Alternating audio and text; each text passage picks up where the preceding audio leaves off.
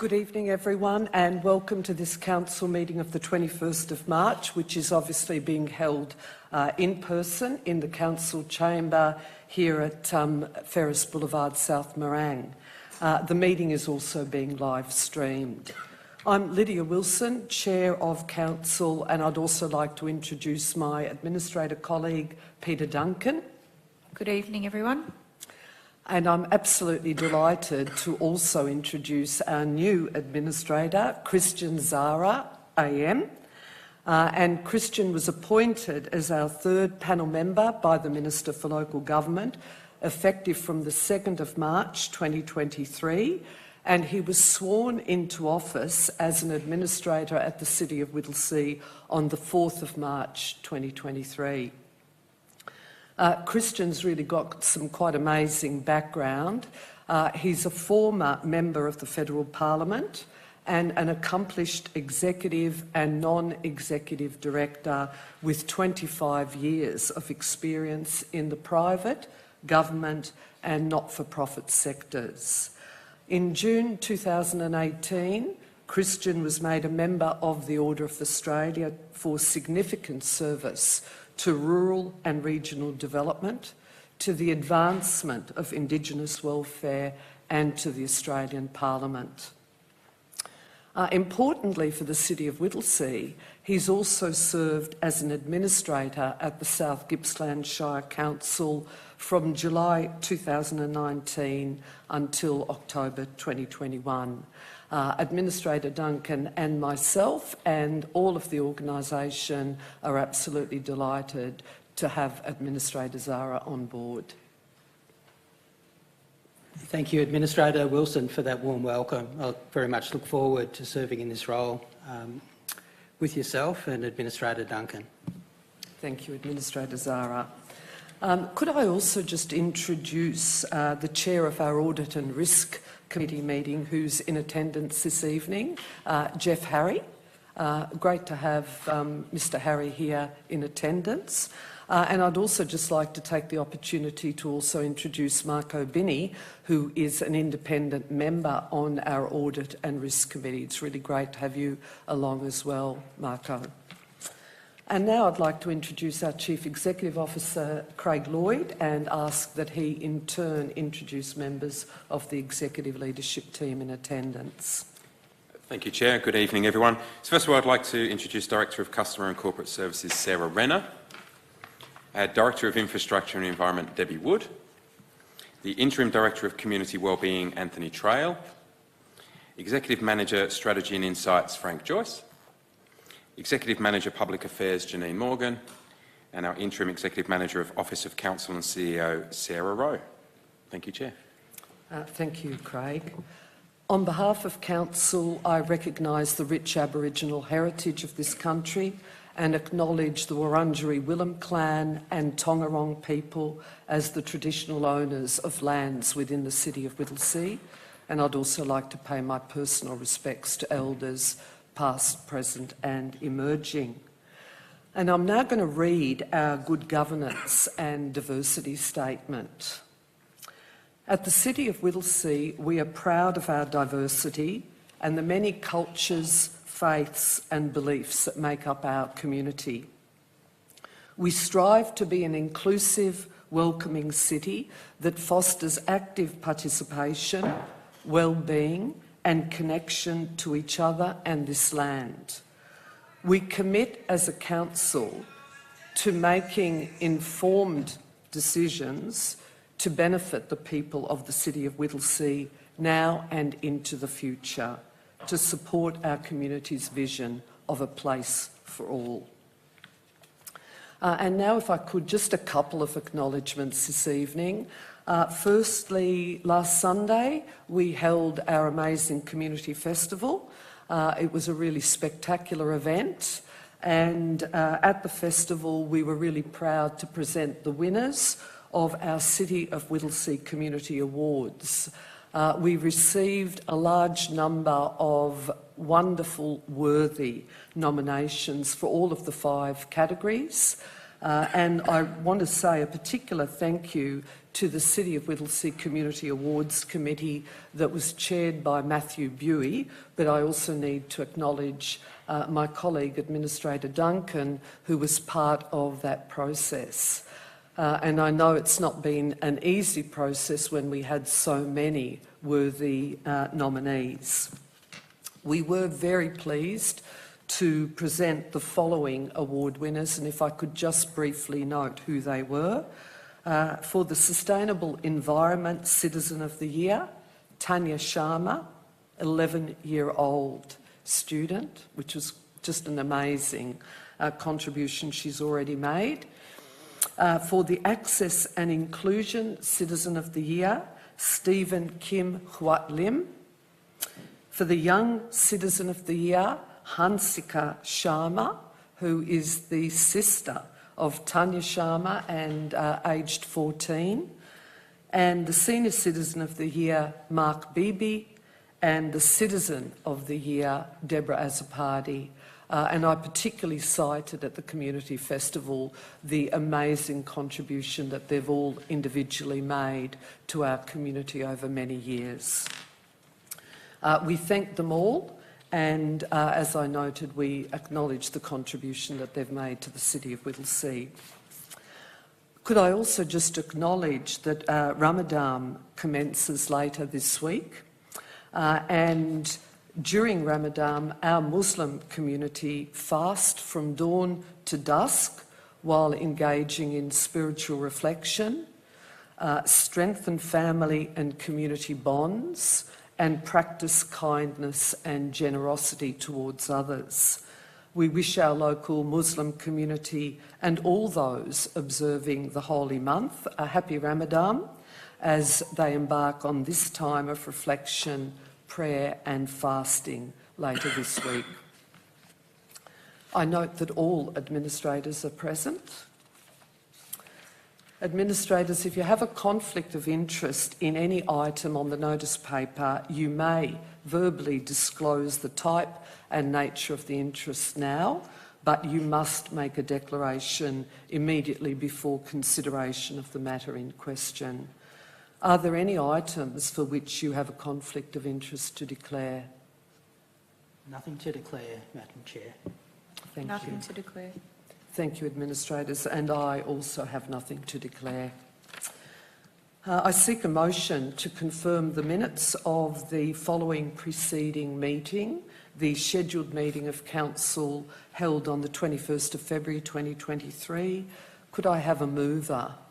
Happy to move that, Chair. Thank you, Administrator Duncan. And I'm very happy to second that item. And I'll now put the matter to a vote. All those in favour? The motion is carried. We're about to move into public question time now, and I'd just like to read the governance rules associated with the conduct of public question time and also in relation to petitions and joint letters. Council allows up to 30 minutes each meeting for members of the public to ask up to 2 questions or read out a petition or joint letter. Now, under the new governance rules, members of the public also have the opportunity to make a statement during this time. The person may make their statement, ask their question or talk to their joint letter or petition for up to 3 minutes in total. All statements and questions must be as brief as possible and asked respectfully. Where members of the public do not wish to speak to the matter, the submitted question, statement, petition or joint letter will either be read out by the CEO, by myself or a delegate, and I'll either respond to the question or nominate an administrator or the CEO to respond.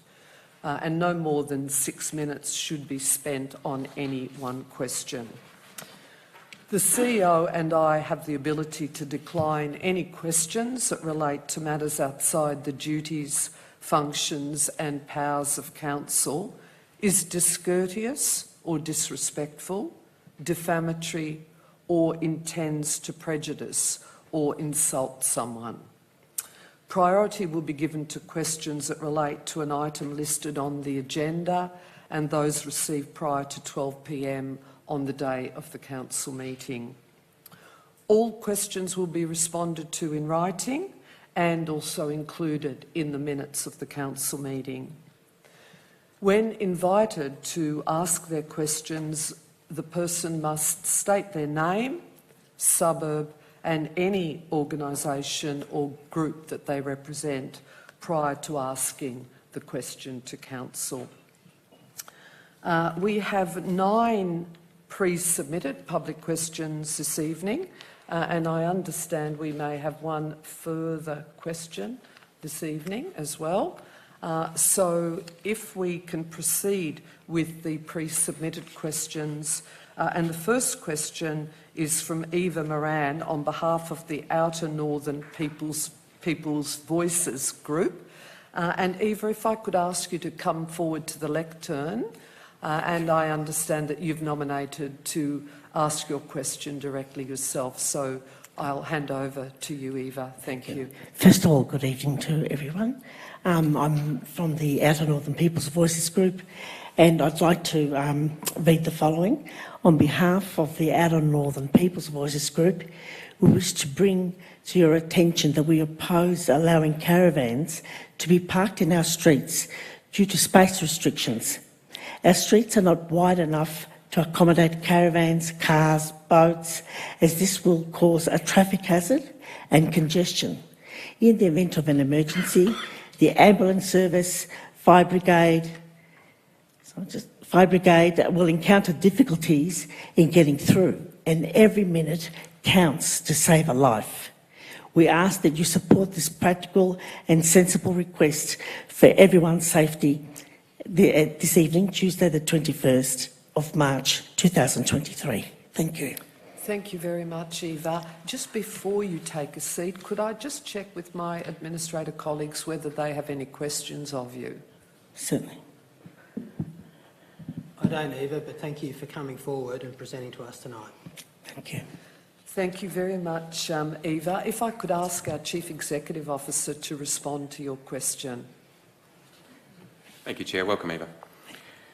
We understand the parking of caravans on local streets is a matter of concern for many people, and Council is currently reviewing its local law, and the parking and storage of trailers, caravans and boats in the street is one of the key themes being explored as part of that review. Our first stage of community consultations on key issues and themes concluded yesterday, and during that 9-week period we heard from more than 1,100 people in person at pop-ups and also 600 people online. We've incorporated your feedback into this first stage community consultation, which we'll use to help inform the drafting of our new community local law. Residents will be given another opportunity to have the say on the draft community local law in June, and we'll be informing the community about when they can have the next say on the local law. However, you can also follow the project on the Engage Whittlesea website at engage.whittlesea.vic.gov.au. Thank you. Thank you, Mr. Lloyd. Thank you. As Administrator Zara said, thank you very much, Eva, for asking Council the question and coming along to the Council meeting this evening. It is clearly a really important issue for us. Thank you very much. We have 2 questions from Nolene Anderson, and I don't know whether Nolene's in attendance as well. Welcome, Nolene. What I'll do is I will ask each of your questions in turn and get a response from our Chief Executive Officer in relation to each question.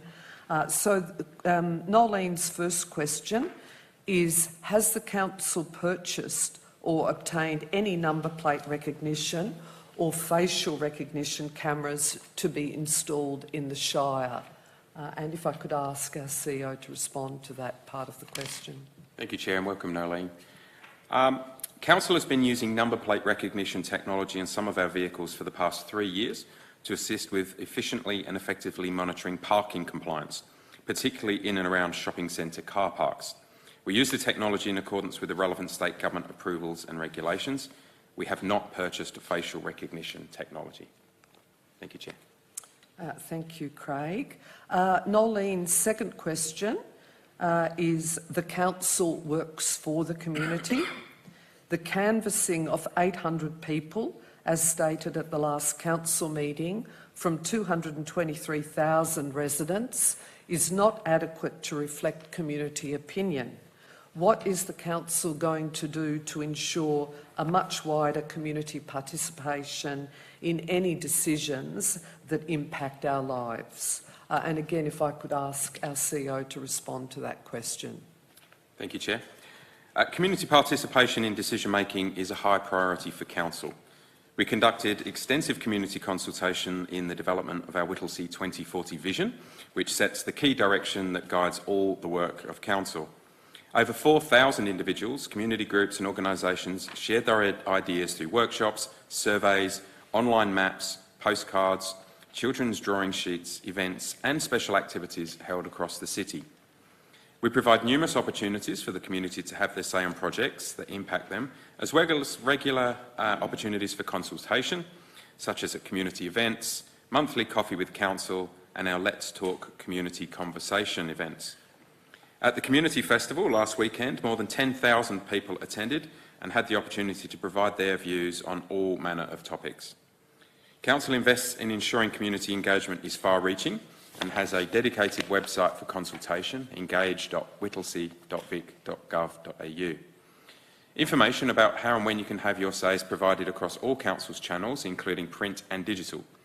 Our engagement levels have consistently grown with our emphasis on community participation, and recent local law consultation is a great example.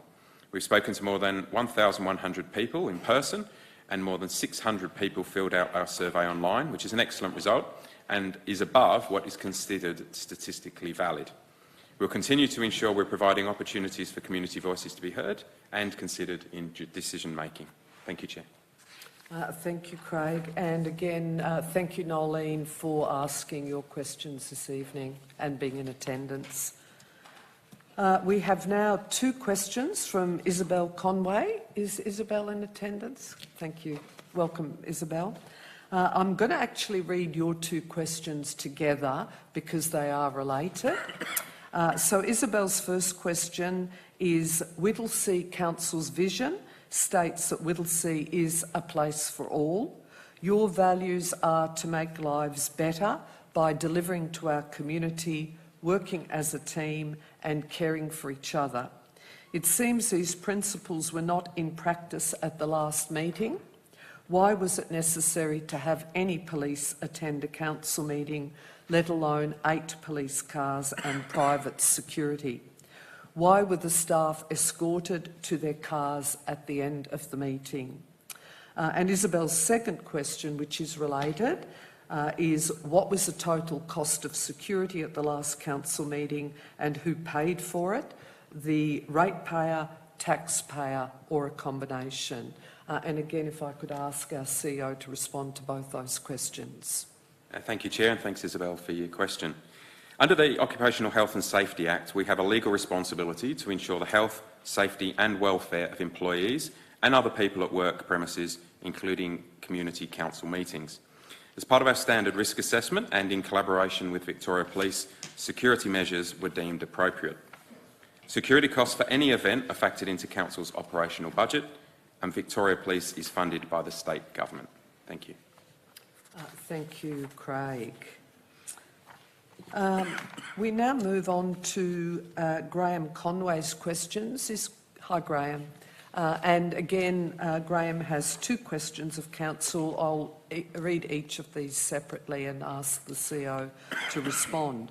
So Graham's first question is, peer review evidence from the United States Senate Bill number 637 has shown that communities surrounded by 5G towers show increases in the following health issues: diabetes, renal failure, deterioration of mental health, drug use/abuse, violence and suicide.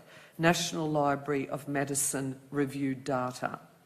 These health issues are magnified when combined with EMF radiation from smart meters, cameras, phones, electric car charge stations, etc. Further recent evidence from Scandinavia, conducted by an independent panel reviewing the rollout of 5G, has also corroborated an increase of dementia, Alzheimer's, Parkinson's disease. Scandinavia has now ceased the rollout of 5G, pending further research on the impacts of their population. My question to Council: what health and safety studies have been undertaken by Council to protect the residents of Whittlesea? And again, Craig, if I could ask you to respond to that question. Thank you, Chair. Thank you, Graham, for your question. The Australian Communications and Media Authority sets the allowable exposure limits for telecommunications facilities within Australia. The allowable exposure limits of telecommunications facilities are nationwide, and any telecommunications facility must meet the mandated requirements set by the Australian Communications and Media Authority, or ACMA. Telecommunications facilities must meet the relevant requirements and, once operational, must have a compliance certified by an accredited person. Any additional infrastructure added to the facility at a later date, such as a second carrier, would require the documentation to support and be changed to ensure it meets reporting mandatory compliance requirements. Thank you, Chair. Thank you, Craig. Graham's second question is: at the February Council meeting, in answering questions in regard to smart cities, EMF radiation and CV19 practices, CEO Craig Lloyd made numerous remarks in relation to seeking information from reputable news sources and not conspiracy theories. Most residents in the room found these remarks to be extremely condescending and offensive, and were widely discussed outside the venue for quite some time. Seeing that more and more information is emanating from Europe, USA and now Southeast Asia, that CV19 mandates redistancing, mask wearing and vaccine efficacy, EMF standards in Australia nearly 100 times greater than Europe, and that climate change, being the major push for the smart cities, is itself a conspiracy being pushed by the world media, a media dominated by 6 groups, all linked to the UN, WHO and WEF. Surely we can all see that the media, governments and green lobbyists are at best extremely compromised. My question to Council is: when will the WCC look outside the box and seek information by higher qualified and uncompromised experts in relation to these matters, and properly inform the residents of this city with genuine facts and not global elite rhetoric? Craig, if I could ask you to respond. Thank you, Chair. Council's work is informed by organisations with recognised credentials and authority, including state and federal governments. Thank you, Chair. Thank you, Craig. Sophie Mantis. Hi, Sophie. Welcome along to the Council meeting. And Sophie also has 2 questions, and I will read each question separately and get a response. Sophie's first question is: I noticed at the last meeting that all questions were answered with a scripted response. These scripted responses did not answer concerns raised by your ratepayers. My question is: why don't the administrators of this council fully research all aspects of a concern so that we can all be informed of the various potential agendas? By acknowledging your ratepayers' concerns, a plan or decision can be examined from all angles and any potential adverse opportunities can be mitigated. This action will create trust for the community. You'll also be working in line with your code of conduct. After all, you frequently promote engagement, consultation and transparency in your administration/management of this council and the effect to the ratepayers. Craig, if I could ask you to respond to that question. Thank you, Chair, and thank you, Sophie, for the question. Responses to any public questions are researched by council officers to the best of their ability, using credible sources within the time available. Questions asked at meetings may be taken on notice, and a written response will be provided following the meeting. Thank you, Chair. Thank you, Craig. Sophie's second question is, we invite the administrators to a meeting with a small group of concerned ratepayers. We're keen to share our research and find common ground. When would the administrators like to meet with us? And I'm happy to respond to that question directly. As was indicated with one of the previous responses, we are genuinely committed to community engagement, getting out and about and meeting residents, ratepayers. We're very happy to meet with you to discuss this particular issue. We've noted your contact details and we will be coming back to you in due course to arrange a mutually convenient meeting time. So thank you for that. I understand that there is a further public question. Would you like to please come forward? And again, if I could, as I indicated, if you come forward to the lectern, but as I indicated previously, if you could please indicate your name, whether you are connected to a particular organisation and the suburb within the city. Thank you. I'm a bit nervous because this is the first time I've attended a council meeting. Well, please don't be nervous. So my name is Wemi Oyekomi, and my address is number 42, Garden Grove Drive, Mill Park. Mill Park. I'm representing myself because it's a personal thing that I'm trying to bring up. Okay. Could I just make note that I'm not sure if you were here when I read out the governance rules? I had the rules.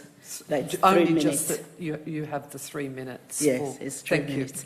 Yeah, so I have a drainage problem from my property to the main road, and I had neighbors who I asked what I need to do. So they said, well, when they had a problem with their drainage to the main road, they contacted the council and that I should contact the council. So the first thing I did was to get a plumber, and the plumber said, oh, we'll try and sort it out, but they could not get through.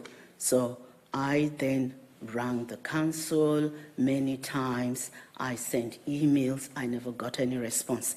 This started since November. I drove to the council office to try and see if I could get audience. And they kept saying, oh, but they've written down that between the 9th of January and 10th of February, someone would respond to you. It's not yet 10th of February. Why are you here? Go and wait until after the 10th of February. So after 10th of February, I got in touch, no response. So eventually, one of my community members said, you've got to mention it to the ombudsman. So I had to get in touch with the ombudsman. It was after I got in touch with the ombudsman that I then got a call from one of the workers, Gary Fowler, and he said, well, he's supposed to be in charge. And then I have spent money twice, 3 times I've employed plumbers.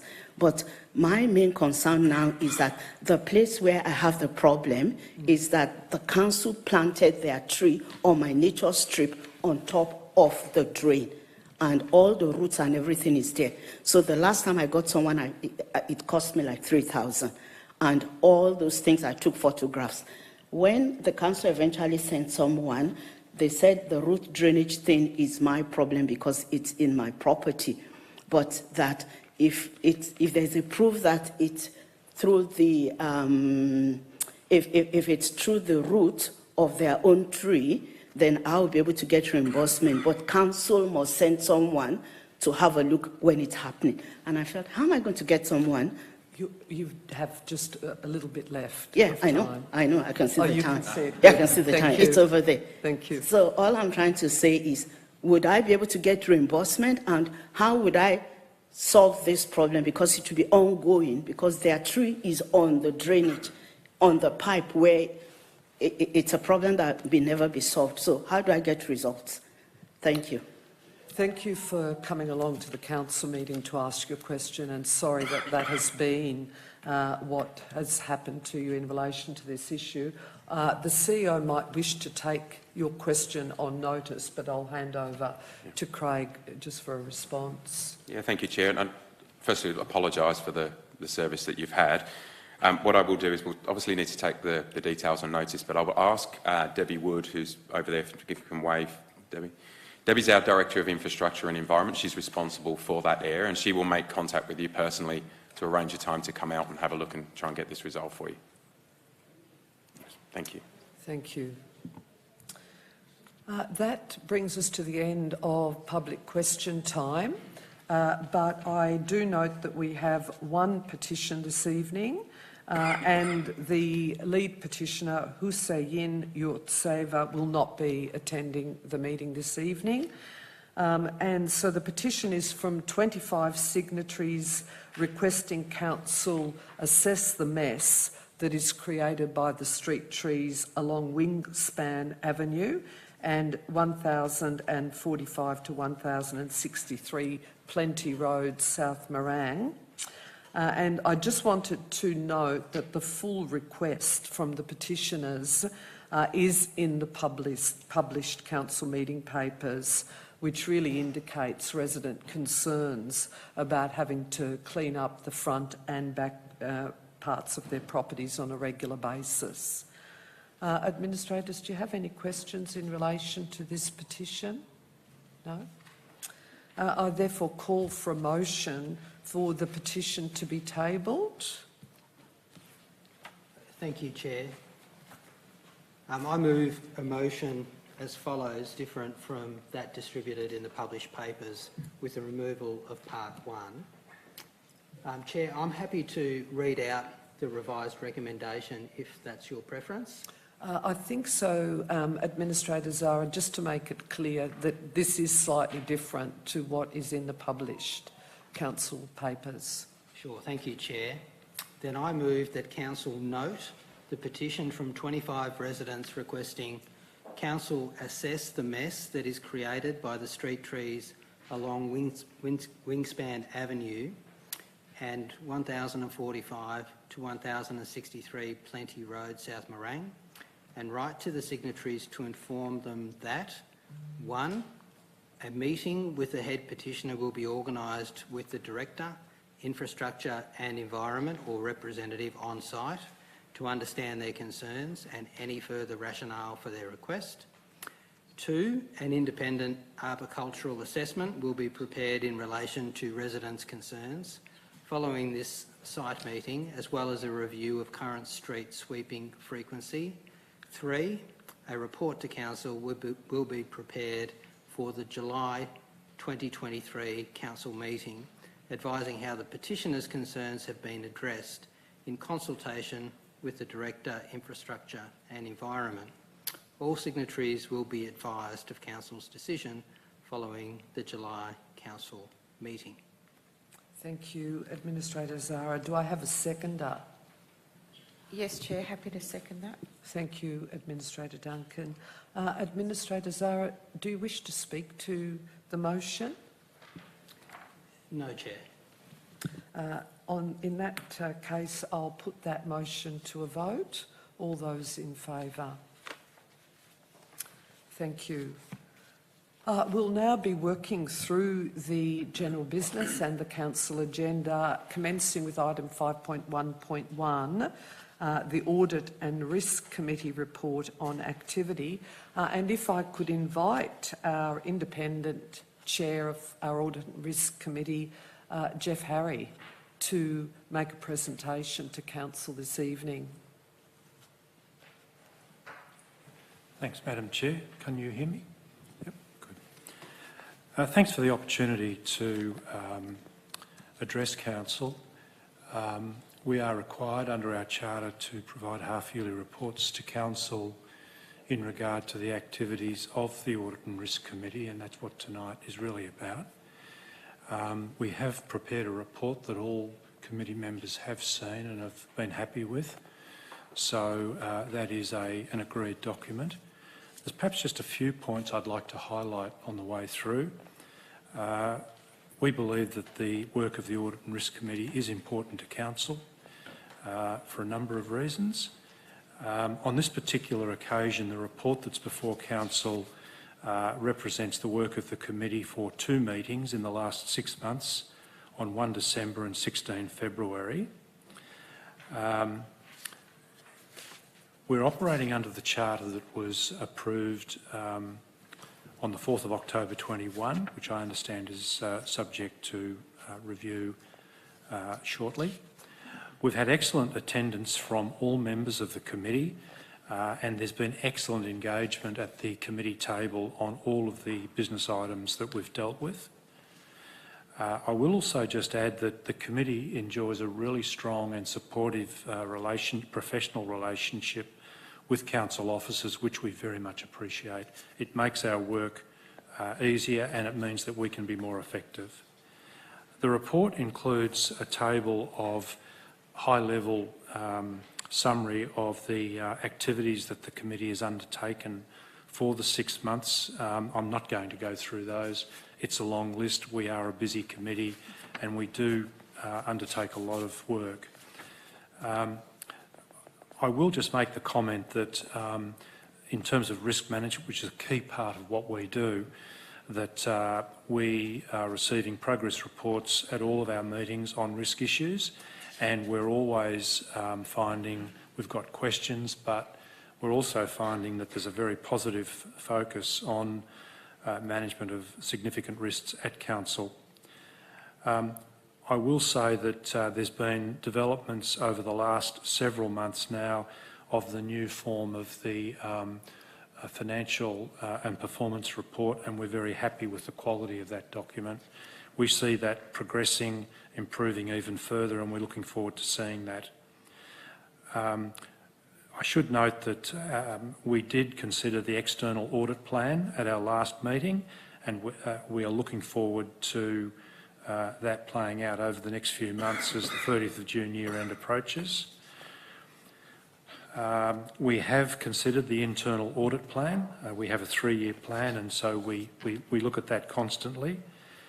2 reports on internal audit activities reviews were completed in the period.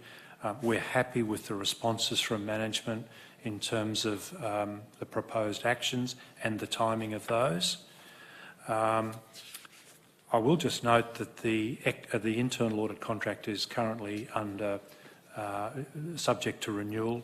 The current internal auditor, their term expires at 30 June, so we are advanced in that selection process. We are happy to see the impact of the new new director and executive manager questionnaire that the CEO sees every several months, and we see the outcomes of that work. We see that as a positive input and also another control for council. We also note, just getting towards the end here, Madam Chair, that the internal assurance program, which has been dormant for several months, is about to get underway again. We're pleased to see that. We'll be keen to see the outcomes of that work. And finally, just to say that we have quite a number of important items that will come to the next meeting of the committee, not the least of which is around IT and cybersecurity. There are major transformational projects around IT matters which we're looking forward to seeing progress on. We are looking to see reports on business continuity activity and also disaster recovery plans and outcomes. We are looking forward to review of more policies that council has and which will come to the committee in the coming months. That's a key plank of the internal control framework. Our next meeting will be on the 25th of May and then on the 24th of August to follow. Madam Chair, that's a really quick cut through the report, and I'm not sure how the time's going, but I should stop there, I think. Look at that. That was absolutely perfect Oh, timing. Doesn't Oh, happen you. very much, I've got to tell you. Thank you very much, Jeff. And if you'd like to just remain seated for a minute, because I'll just check with my colleagues whether they've got any questions in relation to your written report or the verbal report that you've just provided. No, that was very thorough for me. Thank you. No questions from me either, Chair, but just through you to extend our collective thanks to the committee with all various ones served in similar capacities on all of the risk committees. It's such a valuable work, so we're very fortunate. Thank you, Thank Administrator. you, Administrator Zara. I'm very happy to move the officer recommendation for item 5.1.1. Do I have a seconder? I'd be delighted to second this, Chair. Thank you. Thank you, Administrator Duncan. I just wanted to make a couple of comments if I could. And firstly, thank you so much for being along here this evening, and to our other independent member as well. We really appreciate your attendance, but also for the comprehensive report and your verbal update as well. I think it's really important for that to occur in a public meeting. And you've clearly covered off on so many of the important aspects of the work of the Audit and Risk Committee.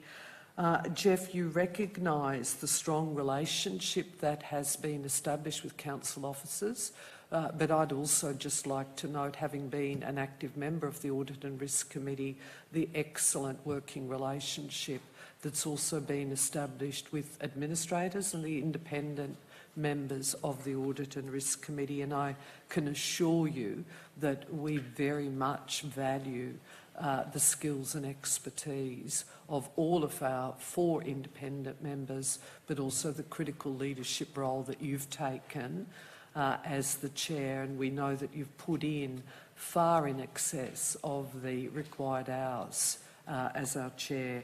So thank you very much on behalf of Council for attending, and really for the wonderful work and your chairing of this very important committee. Thanks, Madam Chair. Administrator Duncan, did you wish to speak at all?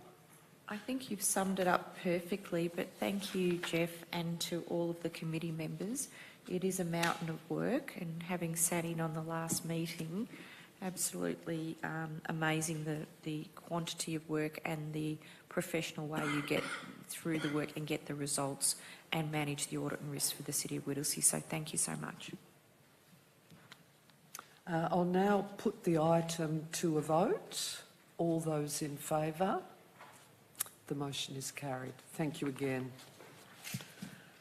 Item 5.1.2, the proposed budget 2023 to 2024 and proposed community plan, action plan 2023 to 2024.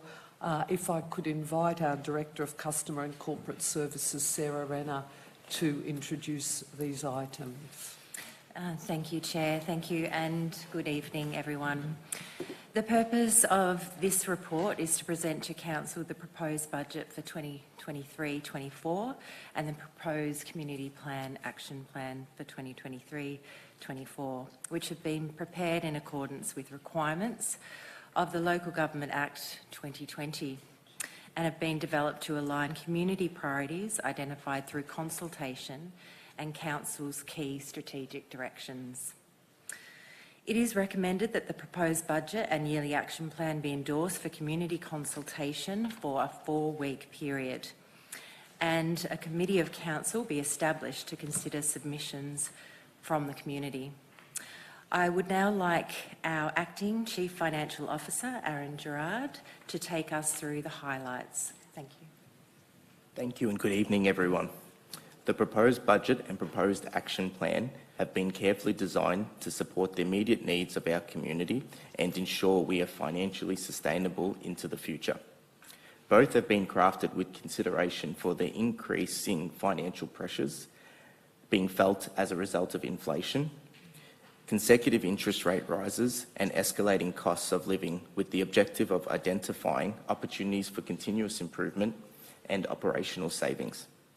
Starting from the proposed budget, which sets a financially responsible path forward for the organisation to continue to deliver critical investment in services, programs and key infrastructure to support our rapidly growing community. For the 2023-24 financial year, Council is proposing an accounting surplus of $128.7 million. Whilst this is a number on face value, it seems quite significant. The reality is this is an accounting result only, and it is calculated to comply with the Australian accounting standards, and importantly, does not constitute excess cash for Council to spend.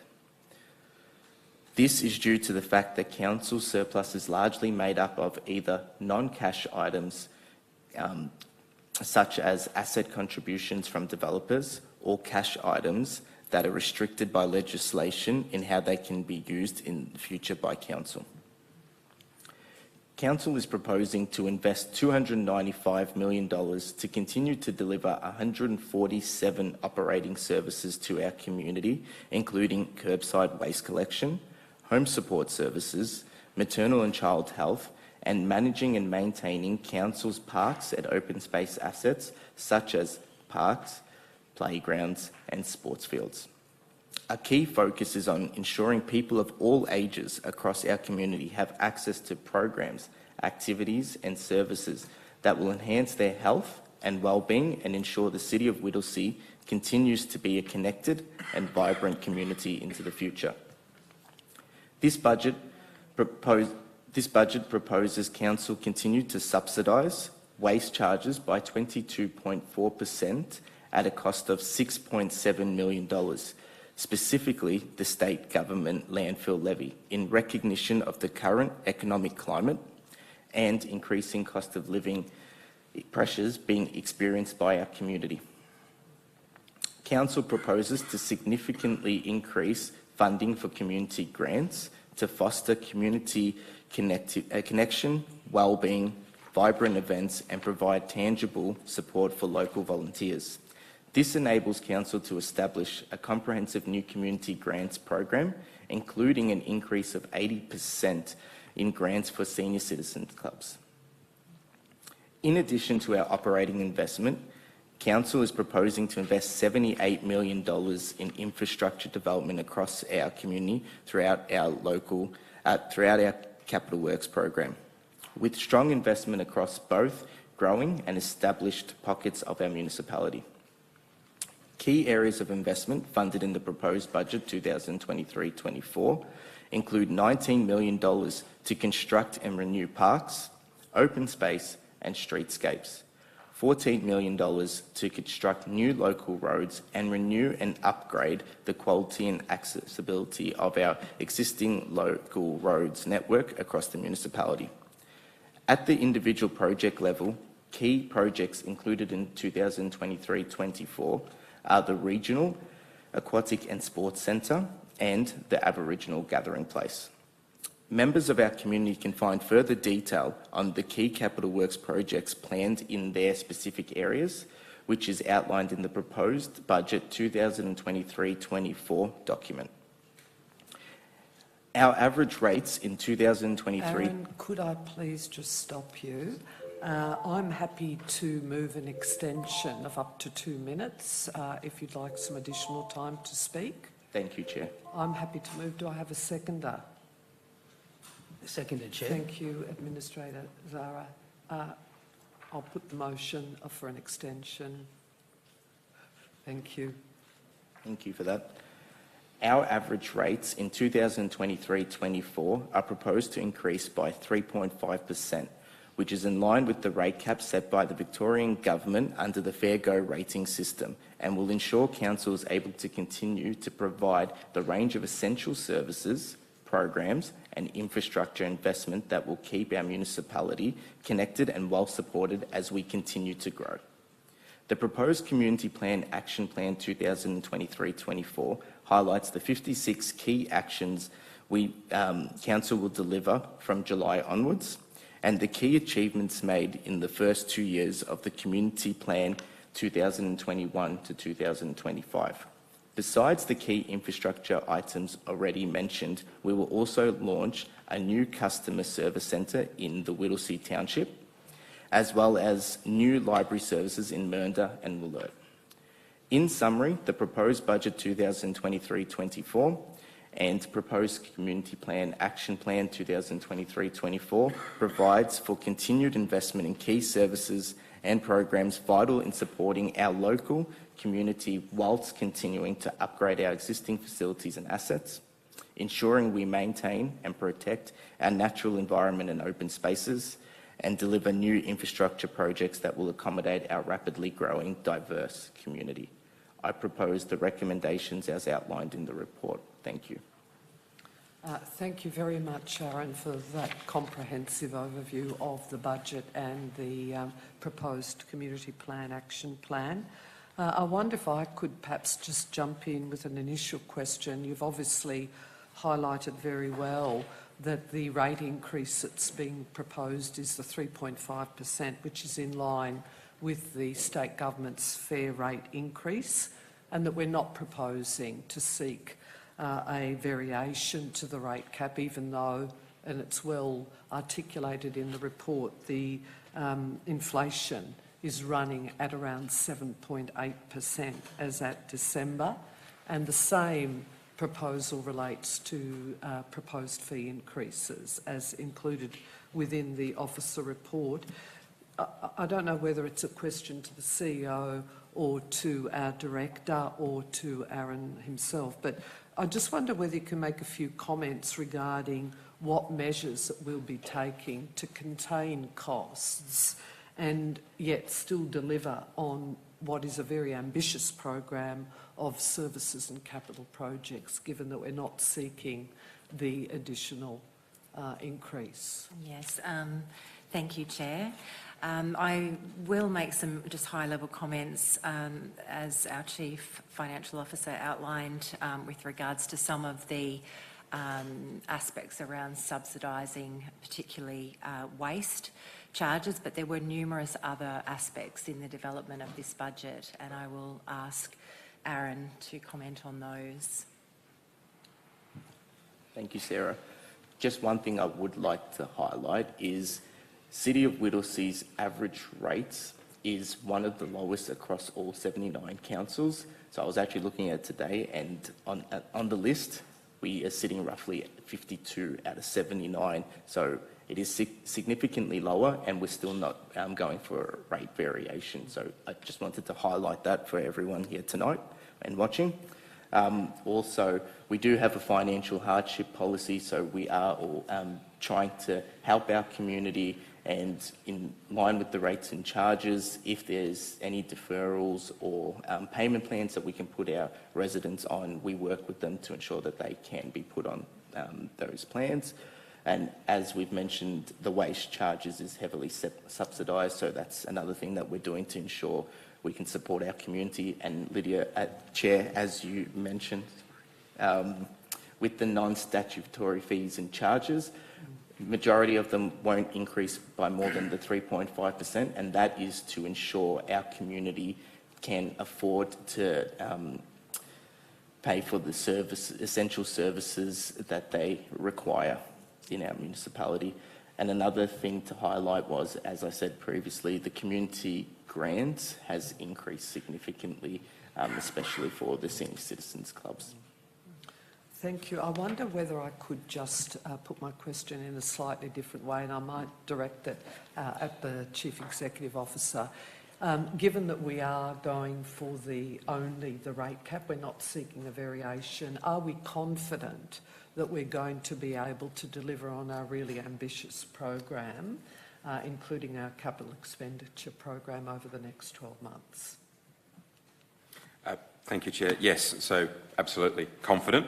I'm really proud of the work that officers have done, both through finance but right across the organisation, identifying savings across all of our areas, looking for efficiencies.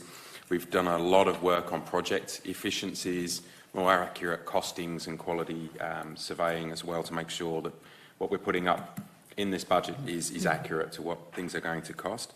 We've driven down and we'll keep driving down costs associated with our shared procurements, and we've got a really good track record of working with other councils and with other agencies such as Procurement Australasia and the MAV on shared procurements. And we've also scaled our capital program appropriately, given the challenges in that capital works area at the moment of supplies, materials and workforce.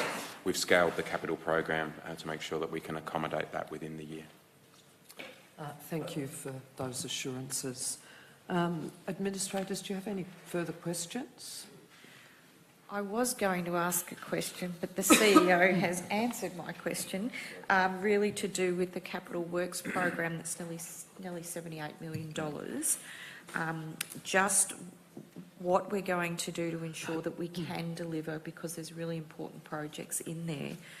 But obviously we've faced the issues coming out of COVID, materials costing so much more, construction, and then trying to get labour and the cost of labour now. But I think you've sort of covered that, unless there's something specifically that the organisation is going to do to ensure we can actually deliver, because it is a big program. I'll ask Sarah to respond to that. Thank you, and thank you, Administrator Duncan, for the question. With regards to the capital program, it is a large program, but as the CEO is confident, I too am confident to deliver that program.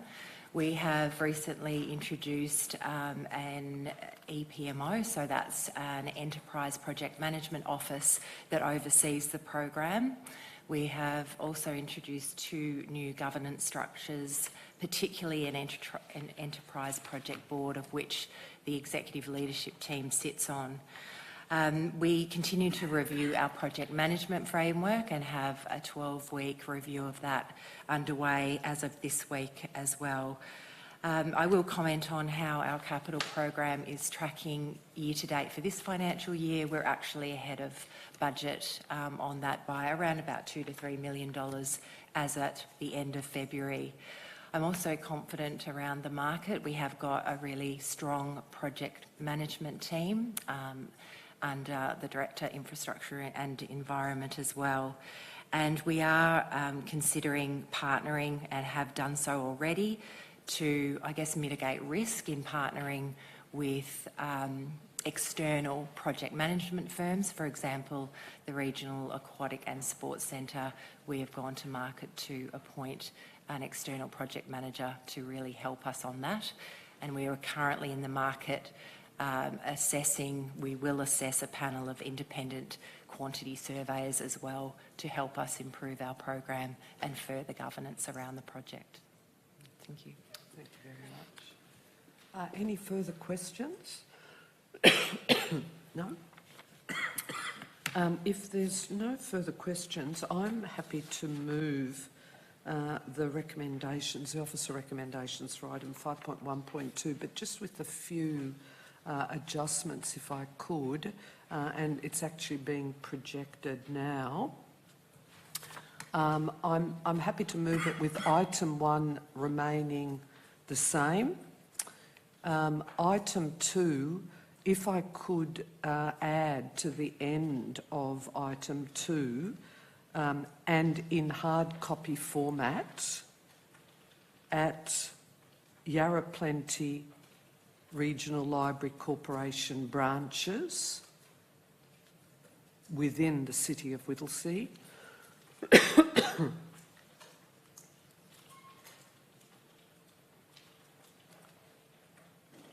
Comma, community activity centres and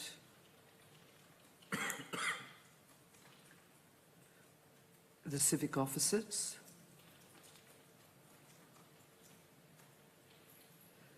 I just wonder if you could, thank you, correct that, community. Thank you. Item 3, the same, remains the same.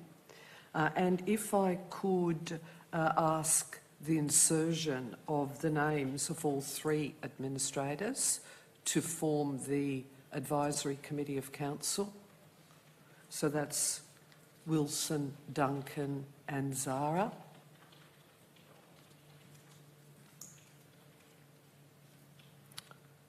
And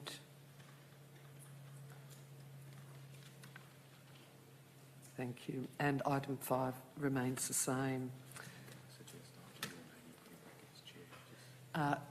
Just a slight adjustment with item 4, after Administrator Wilson, if you could just put in brackets Chair. Thank you. Do I have a seconder? Yes, Chair. Thank you, Administrator Duncan. I just wanted, in moving this item, to make a few comments, because I really appreciate the really comprehensive overview of this report and the recommendations by council officers. I wanted to particularly note that we've had multiple briefings in relation to the draft budget and the draft community plan action plan. This is certainly not the first time that we've considered these really important documents, whether it was to do with the assumptions, some of the financial modelling, some of the key themes that have come out of the multiple community engagement opportunities that we've had in relation to fees and charges, and importantly in relation to the proposed waste charges. And Aaron, you cited in particular the hard work that has occurred by council officers to particularly take note of the current economic climate, because we certainly know that the last few years have been extraordinarily challenging for our community, both with the pandemic previously and now obviously with rising inflation and escalating costs of living. So that certainly has really been an important lens for the shaping of these documents. And it's been really critical to strike a balance between our ability to deliver essential services but also recognise some of the pressures that our community is experiencing. You've noted a number of the specific highlights within this budget associated with our capital works program. I just wanted to particularly note the additional spending in relation to open space. A really key theme from our community has been in relation to open space management and our parks and local streets. And the other one is obviously tackling the problem of illegal rubbish dumping. I'm not going to say much more because I've only got a few seconds left to go. I just wanted to say that I'm really looking forward now to hearing back from the community as to whether we've got it right. We've already had a lot of input in the formation of these draft documents, so now it's about closing the loop.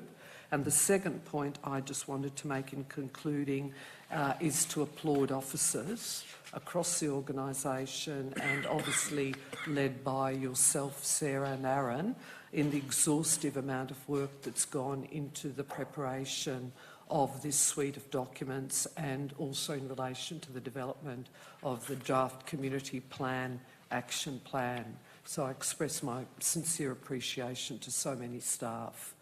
Thank you, with 1 second left to go.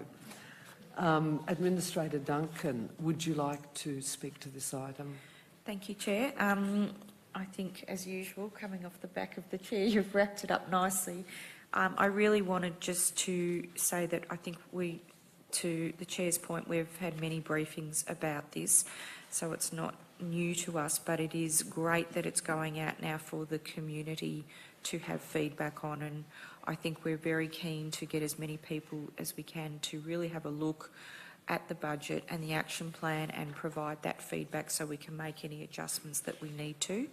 I just would like to thank Aaron for all of the hard work and all of the team that put work into this, but in particular tonight for speaking in plain English to explain exactly what's happening here in terms of the approach we've taken, and that is that council are looking outwards at what's happening in the broader community in terms of economic stress. And I think we could have gone so many ways, but we haven't done that. And also in relation to rate capping, of course, we're just sticking with the Victorian Government fair go for all cap. And so I commend you and your team on that, but being able to articulate to normal people, I'm going to get wrapped up in any minute, exactly what this means. So surplus isn't necessarily cash and those sorts of things. So well done for being able to speak in the plain English so we can all understand exactly what that means. Thank you, Administrator Duncan. Administrator Zara, do you have any further comments you wish to make? Just briefly, Chair, I'm very mindful of the fact that I'm coming into this at the tail end of a very long process, but let me join with you and Administrator Duncan in thanking the team. There is literally months and months and months of work, which is evident in what's presented today. My own view is that the balance has been struck, I think, well here. in terms of pursuing an agenda which will deliver real public value for local residents and ratepayers while being realistic. And I think that's what people expect of us, to pursue delivering public value in this type of way. So I like the fact that we've been able to deliver so much within that 3.5% rate cap. And that's a great credit, I think, to the creativity of the team in being prepared to do all the homework and the research and the careful checking to be able to put that up and credibly present that to us in the first instance, and of course to present it to the community for their review and consideration as well. I just note, Chair, as you did earlier and our colleague Administrator Duncan did as well, that this is, if you like, part one of the process. So there's been an enormous amount of work done by the council officer team, obviously with support from administrators, yourself, Chair, and Administrator Duncan in particular over a long period of time, with input over many months on this. But now it's over to the community, and we really welcome their participation in this process. And for those people watching tonight or in the gallery today, we really want to encourage them to review the material that's been presented, and we welcome their submission and contribution to this public process. Thank you very much, Administrator Zara. I didn't want to put you on the spot given that this is your very first council meeting, but appreciate your additional comments. So thank you. And I'll now put the item to a vote. All those in favour? The motion is carried. Thank you. Item 5.1.3, Audit and Risk Committee Minutes, Charter, Remuneration and Tenure of Chair. And if I could invite Frank Joyce, who's the Executive Manager of Strategy and Insights, to introduce this item. Thank you, Chair. Following on from the report which Mr Jeff Harry, Independent Chair of Council's Audit and Risk Committee, provided earlier tonight, this report provides Council with the minutes from the two most recent Audit and Risk Committee meetings. It also recommends an increase to the remuneration of independent members, recommends an update to the Audit and Risk Committee Charter, and recommends an extension to the tenure of the current independent chair. The Audit and Risk Committee consists of 4 independent members and 2 administrators. Its purpose includes supporting and advising Council in fulfilling its responsibilities related to external financial and performance reporting, maintenance of strong and effective governance and control frameworks, management of key risks and Council's compliance with legislation and regulation. The committee has a prime responsibility in overseeing and monitoring Council's various audit processes. The Charter was recently reviewed following consultation with the committee and Council officers, and some minor changes are recommended to improve governance practices. The updated Charter includes a process for appointing an independent acting chair for a meeting if the chair is absent, and enables Council's discretion to reappoint an independent member for a third term of up to 3 years if deemed appropriate to maintain an orderly rotation or to retain a specific skill set. Jeff Harry is a very valuable and experienced independent chair, and if the updated Charter is endorsed by Council, it is recommended that Jeff's tenure as chair be extended for a further 3 years. This would provide ongoing continuity over the period of the return to elected Council, at which time newly elected councillors will join the committee. Other independent members have all been appointed over the past 2 years, so Jeff's extensive understanding and experience in continuing on the Council's Audit and Risk Committee would be very valuable. Benchmarking was also undertaken in relation to the independent member remuneration, and through this and in recognition of the significant work required by the independent chair and members, a slight increase of remuneration is also recommended. I'm very happy to put forward the recommendations as outlined in the report. Thank you very much, Frank. Administrators, do you have any questions relating to this item? No. I also have no questions, but I'm happy to move the officer's recommendation with just a minor amendment to part 2 of the officer recommendations as follows. So what is there, comma, after 2026, noting his significant expertise in this role and committee continuity of skills. Continuity of skills. Thank you. And the rest of the officer recommendations to remain the same. Do I have a seconder? Yes, Chair. Thank you, Administrator Duncan. I only just wanted to make a couple of comments. I really strongly support all of the officer recommendations, and the amendments to the charter, I think, are really important refinements and some additional points of clarification. As you indicated, Frank, the remuneration has been benchmarked, and I think that's really important that we keep abreast of what's happening with remuneration. And finally, as you've indicated, we have a very highly experienced and skilled chairperson in Jeff Harry, and this allows for the continuation of his expertise, skills and continuity going forward. Administrator Duncan? No, thanks, Chair. I'll put the item to a vote. All those in favour? The motion is carried. Item 5.1.4, motions for MAV State Council meeting and National Assembly 2023. And if I could ask our Interim Executive Manager, Office of Council and CEO, Sarah Rowe, to introduce this item. Thank you, Chair. Council has the opportunity to highlight its priorities and to advocate on behalf of the City of Whittlesea community. Through the upcoming MAV State Council on 19 May and the Australian Local Government Association's National General Assembly on 13 to 16 June, there is an opportunity to submit a series of motions supporting our priorities to raise for discussion.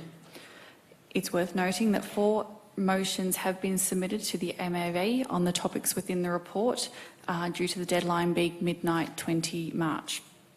It is proposed to submit 3 motions on the topics within the report to the National General Assembly. The report before you seeks to formally note these notions already submitted to MAV and to seek Council's support of the proposed motions for the National General Assembly. Thank you. Thank you, Sarah. Administrators, do you have any questions in relation to this item? Do I have a mover for the officer recommendation for item 5.1.4? I'm happy to move this, Chair. I do have an amendment, though, to part 1. Oh, it's A there. Okay. I think we're endorsing. Oh. This is not right. Yes, sorry. Yeah. Yeah. Endorse Yeah. the following motions, which were submitted for consideration to the MAV State Council meeting on 19th of May 2023. Yes, which were submitted. Which were, sorry. And I think if we could move up the screen. And then part 2 is endorse the submission of the following motions for consideration at the Australian Local Government Association National General Assembly on the 13th to the 16th of June 2023. And then part C, it should be electric vehicle, not electronic. And based on that, happy to move that, Chair. Thank you, Administrator Duncan. And I'm happy to second with your suggested amendments. Administrator Duncan, would you like to speak at all to this item? No, thanks, Chair. I would just note as well that the motions are self-explanatory because they've got the rationale and then a clear recommendation. So I don't think that we need to make any further comment. So I'll now put the item to a vote. All those in favour? The motion is carried. Thank you. Item 5.2.1, petition request to upgrade Mansfield Park, Epping. And if I could invite our Director of Infrastructure and Environment, Debbie Wood, to present on this item, introduce it. Thank you, Chair. It gives me great pleasure to just present back our report on the request to upgrade the park at Mansfield Park, the petition that the residents put in, and we're always thankful for residents to come to us and talk to us about things that they feel that they require. But I'll hand to our Manager of Urban Design and Transport just to run through the report and the recommendations. Thank you, Ms Wood, and good evening, everyone. Council received a petition from 13 residents from Epping requesting that Council upgrades the playground at Mansfield Park in Epping. The petition was tabled at the Council meeting held on 9th of November 2022. Mansfield Park is a local park, size 0.8 hectares, passive recreation reserve that includes walking paths, a seating area and a playground that was installed in 2008. City of Whittlesea open space strategy classifies it as a local open space, as I highlighted earlier. Council's park and playground renewal program guides the renewal of play spaces and parks within City of Whittlesea. Playground renewal is prioritised based on age, condition, and condition audits and maintenance inspections. Mansfield Park currently is scheduled for upgrade in 2026-2027 financial year. The overall condition audit of the playground in Mansfield was conducted in November 2022 and was assessed as good, which means the asset is functional and does not require early intervention, that is renewal or upgrade. In response to the petition, Council officers inspected the playground area at Mansfield Park twice, first in November 2022 and second time earlier this month. Key observations from the site visit were that the playground equipment is showing some wear and tear due to the use and age. There were other items like broken and loose tiles presenting tripping hazard, unevenly worn timber on seats, and also it was identified there was a bit of a lack of a shade. To ensure the playground at Mansfield Park is best placed to meet community expectations over the next 3 years, when it will be replaced, Council will complete a maintenance refresh to address key items like fixing worn-out elements of play equipment, sand and stain all timber surfaces, playground equipment, posts, seats, etc. Eliminate tripping hazard by fixing loose and broken tiles near the playground, top up mulch and refresh playground surface, and also seek opportunities to increase shade while planting canopy trees. All these works are programmed to be completed this financial year. As such, I'd like to put forward the recommendations as per the report. Thank you.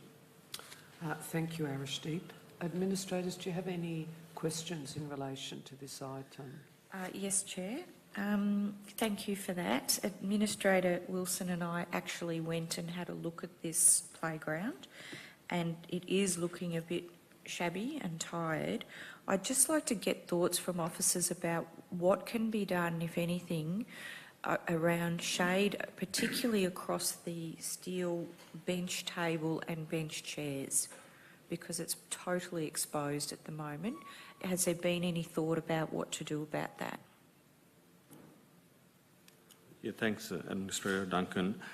We will be seeking opportunities to provide some shade, but it will be through canopy trees. But as part of the renewal or upgrade, we will be looking at the park at a holistic level, including the steel bench. It's a metal bench there, so we'll definitely be looking at that and looking at other opportunities if we can include from the shade perspective.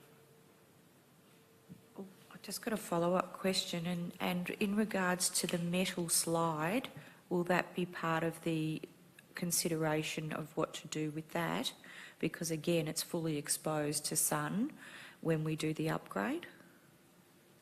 Yes, Administrator Duncan, it will be definitely looked at. Any further questions? Do I then have a mover for the officer recommendation for item 5.2.1? I'd like to move this one, Chair, but I would like to just make a small amendment to part 1. Okay, so schedule maintenance works at Mansfield Park in the 2022-2023 financial year to address wear and tear and immediate... Could I just get you to hold a bit, just so officers can type in? Sorry, apologies.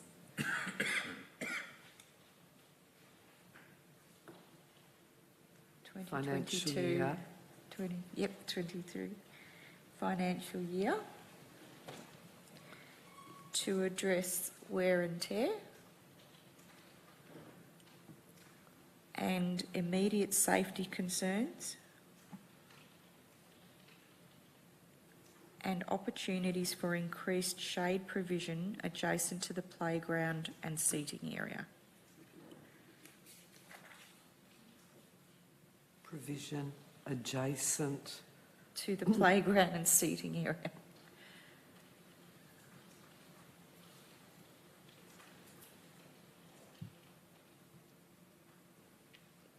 Thank you. Yeah. I think you remove the rest of that. Yep. Thank you, Administrator Duncan. And do I have a seconder? Happy to second that, Chair. Thank you, Administrator Zara. Administrator Duncan, would you like to speak to the item? No, thanks, Chair. Administrator Zara? Just briefly, Chair, I thank you and Administrator Duncan for taking the time to go and visit this particular park, and I think that's enhanced our collective understanding of the issue, and the amendment as set out in the revised recommendation, I think reflects that extra value that's been obtained from actually going and visiting it. This is an increasingly important issue, Chair, as you appreciate, with urbanisation, climate change. People do need shaded areas, so I'm very happy to support this. Thank you, Administrator Zara. Before I put the item to a vote, could I just ask that the S on provisions be removed, please, in item 1? Thank you. I'll now put the item to a vote. All those in favour? The motion is carried. Thank you. Item 5.2.2, petition, request for olive trees to be planted in Kalorama Place, Thomastown. And again, if I could ask Debbie, our Director of Infrastructure and Environment, to introduce this item. Thank you, Chair. This item is around, as you stated, a petition to remove some trees and plant some olive trees in Kalorama Place in Thomastown. Once again, I'd like to thank the residents for taking the initiative to contact Council and have this considered. I will hand over to our Unit Manager of Parks and City Forest, Mark Corrier, just to run through the report and the recommendations. Thanks, Chair. Thanks, Mark. Thank you, Ms Wood, and good evening, everyone. Yes, a petition was received from 12 residents in October requesting that Council plant olive trees at Kalorama Place in Thomastown, which is a little cul-de-sac. In addition to Council's own arborist inspection records, which we perform, we commissioned an independent arborist report to assess the 11 existing street trees, which recommended the removal of 4 trees due to their poor condition, and hence these were removed in February last month. Council officers further surveyed the street and identified another 6 vacant planting sites for planting of olive trees as part of Council's annual planting program. And so the recommendations that we're putting that Council notes that following the independent arborist report, 4 trees were removed from Kalorama Place, Thomastown in February 2023 for structural and condition reasons. Number 2, that we plant 10 olive trees at Kalorama Place, Thomastown as part of the 2022-23 financial year annual planting program. 6 olive trees will be planted in the vacant planting sites and 4 will replace the trees which were removed last month. And thirdly, that we Council notifies the 12 residents of Council's decision to plant 10 olive trees in Kalorama Place as part of the 2022-2023 financial year annual planting program in response to their request. Thank you. Thank you very much, Mark. Administrators, do you have any questions of this item? No? I'm very happy to move the officer recommendation for item 5.2.2. And do I have a seconder? Thank you. I just wanted to say I have been down to Kalorama Place and I noticed the assortment of different trees and also a number of trees that have been removed, and there's obviously at least 1, if not 2, olive trees that have obviously been planted by residents. And I just wanted to say that I think this is a really common sense approach. And I applaud the fact that even though it might not necessarily be what we would have otherwise planted, this is the request of residents in that area, and all of the residents have specifically indicated that they're supportive of olive trees in that area. So I think well done to council officers for their engagement and being prepared to be open to the community views. Thank you. Administrator Zara, did you wish to say anything further? I think you've made it, I think you've expressed the view that I think we all share. It's a great common sense response to what is clearly the view of people living in that area. And I'm sure it's going to look very beautiful, Chair, at its conclusion, all neat and the same species. Thank you, Administrator Zara. I'll now put the item to a vote. All those in favour? The motion is carried. Thank you very much, Mark.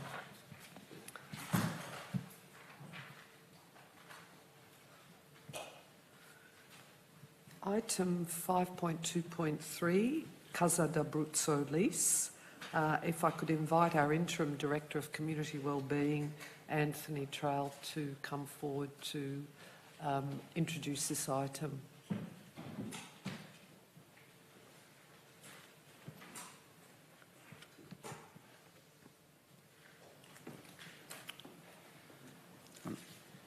Thank you, Chair. Tonight we're bringing forward to you an extension of the Casa d'Abruzzo lease for community access to rectangular playing fields. I'll introduce Amelia Ryan, who will highlight the key points regarding this report.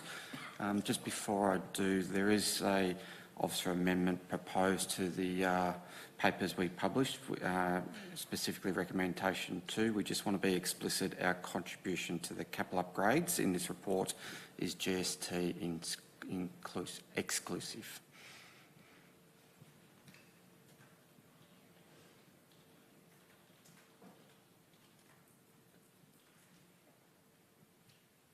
Should the excluding GST apply to all the figures? Yes, Chair, if that can be applied to all budget figures in recommendation 2. Thank you.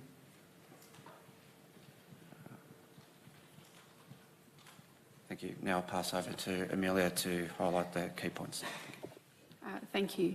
The Council, the City of Whittlesea has had a 20-year history with the Casa d'Abruzzo Club, which is an Italian social club in Epping, which has supported local soccer clubs to have access to community facilities.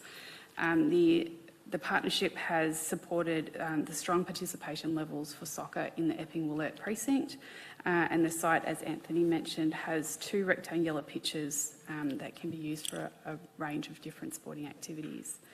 The site is currently allocated to the Epping City Football Club, which currently has 270 members accessing sport at this location, which is their secondary site. And there are a number of other local facilities in the area for soccer pitches that are currently at capacity or would require upgrades. This report proposes that council enter into a 20-year lease with this club, which is a no-fee, all-inclusive licence to support the soccer and wider sport uptake in this area, and the funding agreement of $3.61 million over 20 years, which would contribute towards works on site in relation to the sporting pitches to, again, support that local access to community sport. Thank you. Thank you, Amelia. Administrators, do you have any questions relating to this item? No, Chair. No. Thank you. And I have no questions. So do I have a mover for the officer recommendation for item 5.2.3? I'm happy to move this one, Chair, and based on the amendment that was put up by the, Anthony on the GST. Thank you, Administrator Duncan, and I'm happy to second the amended officer recommendations. Administrator Duncan? There's not much to say really, except it's a great opportunity for further inclusion in the community to have access to sporting facilities, and particularly women and girls, to get gender equality going. So that's all I really have to say. But good work on getting this done. Thank you. And I would just simply echo those comments that I think this is an important win-win for council and for the community, given the current and future strong demand for what's referred to within the report as rectangular pitches. And as my colleague indicated, it's also the importance of facilitating increased participation in sport for women and girls. So I also echo the appreciation to council officers for their work in facilitating this 20-year licence. I'll now put the item to a vote. All those in favour? The motion is carried. Thank you.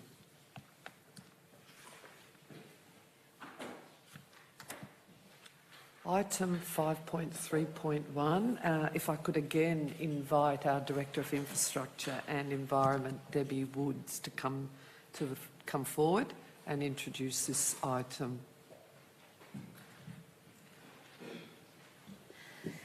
Thank you, Chair.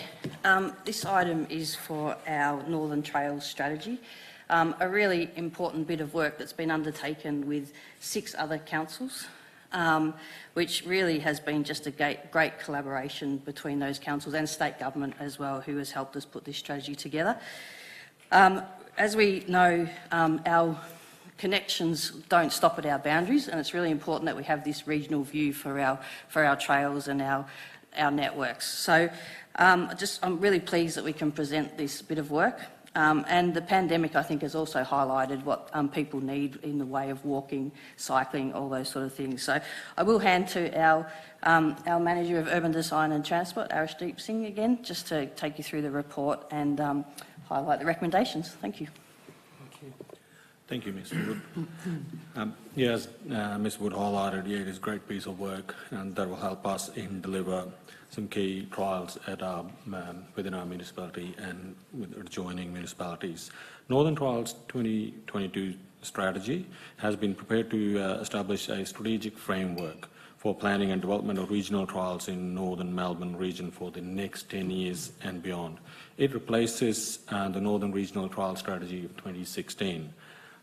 As Ms. Wood highlighted, it is a collaborative effort between 6 councils led by Banual Council. Other councils were Darebin, Hume, Marybeck and Nillumbik. The strategy identifies priority projects for each of the 6 councils and also priorities for the overall region.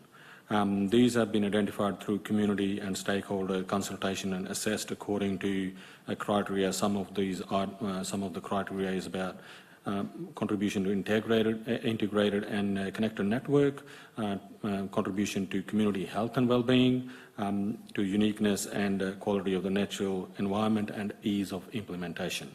The development of strategy included 2 rounds of community consultation in August 2021 and August 2022. The first round of consultation assisted in shaping and influencing actions for the strategy, and the second one was to sort the feedback on the final draft strategy. From City of Whittlesea's point of view, we received 13 submissions in relation to the proposed priorities within our municipality. Most of them were very supportive of the approach we have taken and the projects that were identified as part of the strategy. The strategy will better position our council and the wider consortium to advocate for funding, which will facilitate the expansion and development of priority trails in our region, improving recreational opportunities both for our residents and the visitors.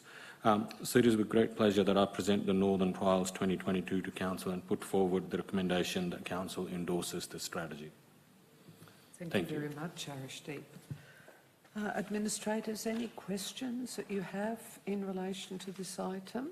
No questions. Do I have a mover for the officer recommendation for item 5.3.1? I'm happy to move it, Chair. Thank you, Administrator Zara. And I'm happy to second the item. Administrator Zara, would you like to speak? Sure, Chair.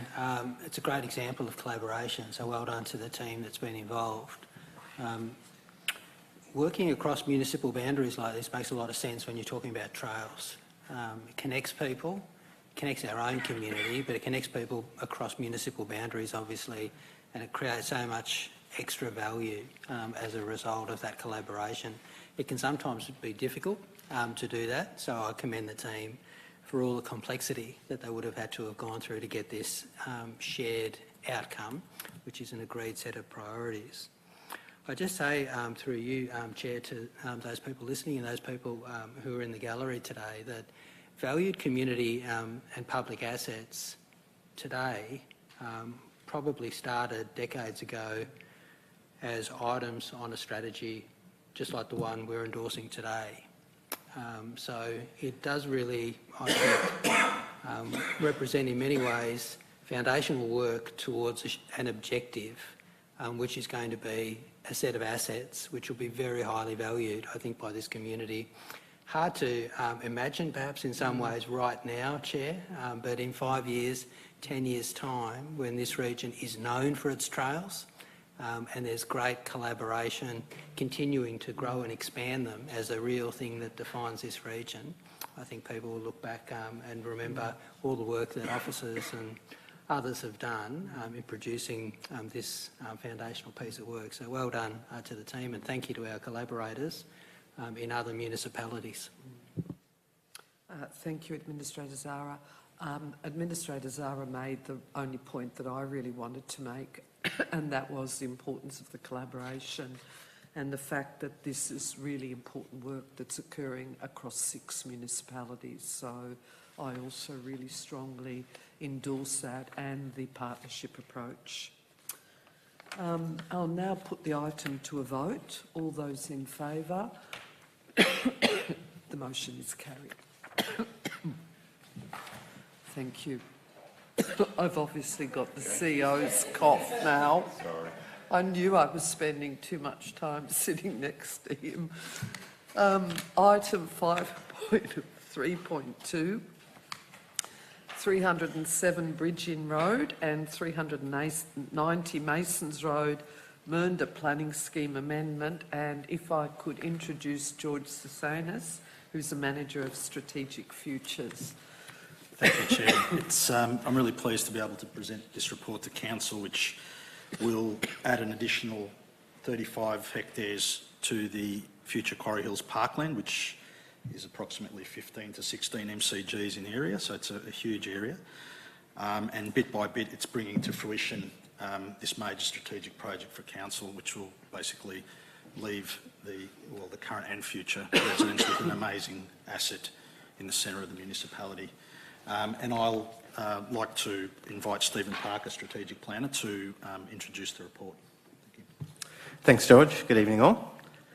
This report discusses a proposed planning scheme amendment at 307 Bridge Inn Road and 390 Masons Road, Mernda, to have portions of those sites that sit within the urban growth boundary rezoned for residential use, on the basis that the balance land outside the urban growth boundary will be transferred to Council and incorporated into the Quarry Hills Regional Parkland. The combined area of these properties is 56 hectares, with 21 hectares to be rezoned for residential use and 35 hectares transferred to the Quarry Hills Regional Parkland. This represents approximately 63% of the parcels to be transferred. This land was brought into the UGB with the 2010 expansion of the boundary. This saw the UGB, or Urban Growth Boundary, extended in response to state government planning strategy Melbourne at 5 million, which recognised the need to accommodate an additional 600,000 dwellings across metropolitan Melbourne. Whilst the UGB was extended, the underlying zone still remained farming zone, which allowed council the opportunity to negotiate voluntary agreements with landowners to enable the urban component of their land to be rezoned and the balance of the land transferred to council to form part of the Quarry Hills Regional Park. The Quarry Hills Regional Parkland is a long-term strategic project and will accommodate a diverse range of ecological communities, wildlife habitats and cultural heritage, and will also provide an enduring and permanent development boundary. The interest area and ultimate future footprint of the park will be just over 1,000 hectares. Currently, approximately 75 to 78% of the park is within either council ownership or has been secured in agreements. Council has entered into a Section 173 agreement with the subject site's owner that provides for the transfer of land to council with the rezoning, payment of relevant development contributions, and a growth area infrastructure contribution equivalent charge that is to be paid to council as the residential land is developed. Noting that the above has been satisfied, the report recommends commencement of the planning scheme amendment process for the rezoning of the land, and specifically that council resolve to apply to the Minister for Planning for authorisation to prepare the amendment. Thank you. Thank you very much. That was a really clear overview of what is really quite a complex, in a way, amendment. So thank you very much for that. Administrators, do you have any questions in relation to this item? No, and I have no questions. We've previously seen this item on a number of occasions. So do I have a mover for the officer recommendation for item 5.3.2? Happy to move this, Chair. Thank you, Administrator Duncan. I'm happy to second the officer recommendations. Administrator Duncan. Thank you, Chair. I hope the CEO isn't dying over there. Just really to say this is an enormous precinct, I suppose. The Quarry Hills Park is huge, and once it all comes to fruition, it will be an amazing place to visit, not just for the City of Whittlesea residents, but I think we will have people coming from outside the city to have a look. So part of the process here, but well done. I would just simply echo those comments to say that the importance of this amendment, you mentioned, Stephen, about the importance of the grassy eucalypt woodlands that we've considered many times, and that's one of our key advocacy projects as a result of moving the urban growth boundary. So it assists in that respect. The additional residential land and, not most importantly, but very importantly, the additional number of 35 hectares of land for that assemblage of the Quarry Hills Bushland Park Master Plan. So I strongly support this item as well. It achieves a number of things together. And I just, again, congratulate council officers for the huge amount of work over many, many, many months to get to the point that we're actually considering the amendment. So thank you very much. I'll now put the item to a vote. All those in favour? The motion is carried. Thank you.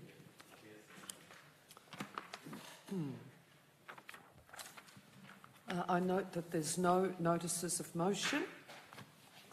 Administrators, are there any items of urgent business? No? No? So if we move to reports of council representatives and the CEO update, and I wonder whether I could just make a few preliminary comments to council and the community in relation to activities over the previous period. I'm on the Yarra Plenty Regional Library Board, and there was a board meeting during this past period. Importantly, I attended with Administrator Duncan our Coffee with Council at Mernda. We've got another one coming up shortly, but they're always really important opportunities to engage with the community. I attended the Northern Business Achievement Awards, and again, alongside Administrator Duncan, I had the pleasure of opening the Whittlesea Garden Expo earlier this month, and that was a real great delight to be there. One of the key highlights of the last month was our trip to Canberra, and we obviously had the approval for the travel to Canberra. Alongside our CEO, we were very fortunate to have some important meetings with a number of key ministers. Minister Burney, who is the Minister for Indigenous Australians in relation to the Aboriginal gathering place, Minister for the Arts, Tony Burke, the Chief of Staff for the Minister for Communications, Michelle Rowland, which was really important in relation to the NBN and black spot funding, the Minister for Regional Development and Local Government, Christy McBain, and that was really important in relation to our campaign seeking additional funding for our regional sports and aquatics centre. So overall, I think it was really a productive session in Canberra, as well as meeting with our two federal members locally, Rob Mitchell and Andrew Giles, while we're up there. And we've had two citizenship ceremonies with 130 people in each session mid this month. And I noted earlier that I attended the Community Festival last weekend on Sunday and had the pleasure of doing the Community Awards presentation at that function. And I'm happy. Oh, and an important other one, I attended the Peter Hopper Lake Friends Group information session this month as well, which was an incredible opportunity to meet with the friends of Peter Hopper Lake and key issues in relation to the water quality at the lake. Happy to respond to any questions my colleagues might have. No? Administrator Duncan, I wonder whether I could invite you to make some comments of your activities. Thank you, Chair. You've mentioned the events we attended. I obviously am the delegate for the Whittlesea Reconciliation Group meeting, Reconciliation Group, and I attended that meeting, which is always very, very good. I also attended the International Women's Day event that Council held, must be 2 weeks ago, last week, I don't know, but it was a fantastic event here just in the Great Hall, and I was absolutely delighted to do the welcome speech. So that was, congratulations to everyone at Council who organised that. It was absolutely packed in there and it was very, very good. You have mentioned that I was on the Community Awards Committee, which we had a meeting to decide our final winners for the year, which was fabulous. And just the Whittlesea Garden Expo, just a congratulations to everyone that organises that. It's the second year we've attended, and delightfully this year the weather was absolutely perfect. So a very enjoyable time out there on the Saturday. Thank you, Chair. Thank you, Administrator Duncan. Any questions of Administrator Duncan? No, I have none either. So, Administrator Zara, I note that this is your first council meeting and you've been with us an incredibly short time, but would you like to provide any update at this point? I think, Chair, the only update I can provide to you and through you to the community is that this first period has really been very much focused with your support and with our CEO's support in getting up to speed. And I thank the CEO yourself and Administrator Duncan and our whole team for taking the time to brief me to within an inch of my life over this last 2.5 weeks or so. So that's really been my priority over this period, Chair, as you'd understand. So I thank you for facilitating all of that along with our team. Thank you, Administrator Zara. How many briefings did you have today? Certainly a lot. I think with most of the team, most of the directors, I thank them for the comprehensiveness of their briefings to me, but also accepting that they had to synthesise a fair bit of content into a relatively brief amount of time in order for us to get it all in. But I certainly feel much more knowledgeable for their taking the time to take me through it. I certainly do note that Administrator Zara has hit the deck running, so welcome. And are there any questions of Administrator Zara? Yes, there is actually, Administrator Zara. Will you be coming back? We don't need to record that response.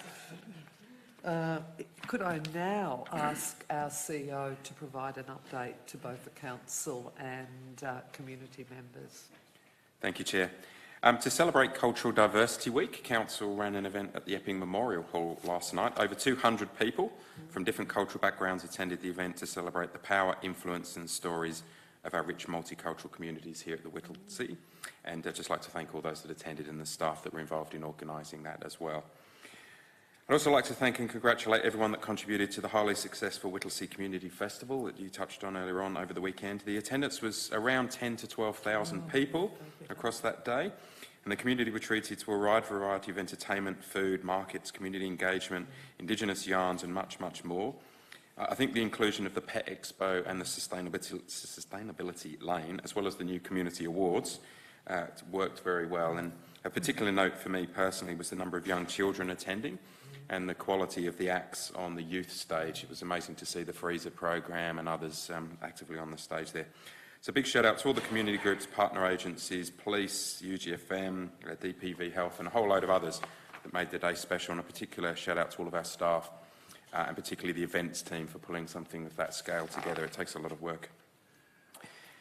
Consulting Surveyors Victoria, CSV, held their biannual awards for subdivision officers in Victoria on Friday. This is a bit specialist, but CSV is the peak industry body for consulting surveying firms in Victoria and licensed land surveyors, and one of the key customers of our subdivisions team. At this event, the City of Whittlesea was awarded the 2023 Award for Municipal Excellence in the Growth Area category, and the award was presented by the Lord Mayor of Melbourne, Councillor Sally Capp. The award recognises excellence in dealing with subdivision applications and is an acknowledgement of the service provided by our subdivisions team, and a big shout out and well done to that team and all their hard work. We're supporting our community to prepare for new regulations which will come into effect on the 1st of August this year regarding keeping cats confined to their owner's property, and also the mandatory desexing for new cat registrations. So in addition to chatting with many locals at our first Pet Expo at the weekend, we're actively communicating directly with all of our cat owners. We're producing resources in our most common languages as well. We've had articles in our newsletters and also working with the local media to help promote this important information. We've had widespread promotion across all online channels, as well as our community engagement pop-ups.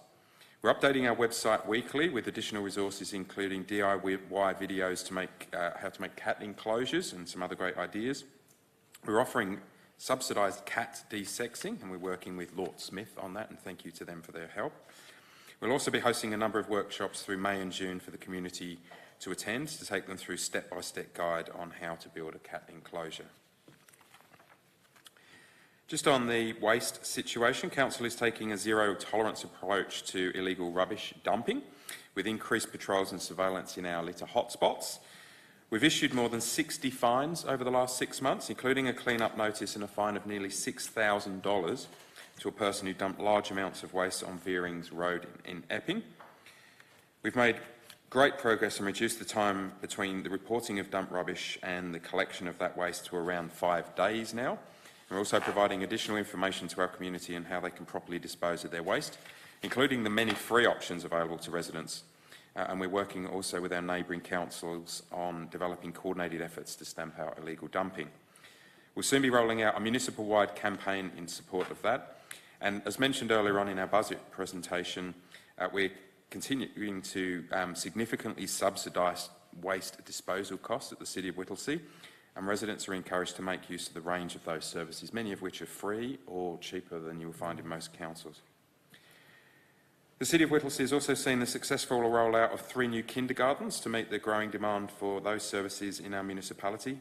Meadow Glen Primary School, kindergarten in Epping, Barrawang Primary School kindergarten in Wollert, and the Laylaw Primary School kindergarten opened in time for the start of the new school year.